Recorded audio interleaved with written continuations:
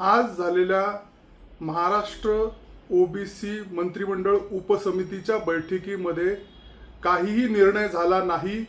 OBC संघटना आणि कार्यकर्ते अध्यक्ष चंद्रशेखर बावनकुळे यांना सांगत आहेत की 2 सप्टेंबर 2025 चा GR जो ओबीसी साठी घातक आहे तो सरकारला रद्द करण्याची शिफारस करावी, पण ओबीसी उपसमिती मंत्रिमंडळाची ही अजिबात याबाबत गंभीर नाही।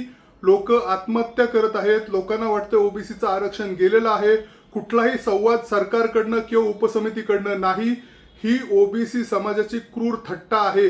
गेले 15 दिवस झाले GR येऊन पण अजूनही कुठलाही संवाद या उपसमितीने किंवा सरकारने ओबीसी समाज घटकांशी, नेत्यांशी, कार्यकर्त्यांशी, संघटनांशी चालू केलेला नाहीये। या उलट मराठा समाजाची जी समिती होती ती रस्त्यावर जाऊन GR करत होती, हा GR करा असा सरकारला त्यांनी आदेश दिला, पण ओबीसी समिती जी आहे मंत्रिमंडळाची ती याच्यामध्ये सपशेल अपयशी ठरलेली आहे। ती याबाबत गंभीर नाही, त्यांच्या ज्या घटनात्मक जबाबदारी आहे त्याच्याबद्दल त्यांना काही पडलेलं नाहीये। ही फक्त एक फार्स आहे आणि हा खोटेपणा आहे, हा ढोंग आहे। ओबीसी समाजाची याच्यामध्ये फसवणूक होत आहे। मुळात ही ओबीसी समितीच ओबीसी विरोधी काम करत आहे। त्यामुळे आमची मागणी आहे की अध्यक्ष चंद्रशेखर बावनकुळेला या ओबीसी समितीच्या अध्यक्षपदावरनं हकालपट्टी करावी, त्वरित हकालपट्टी करावी।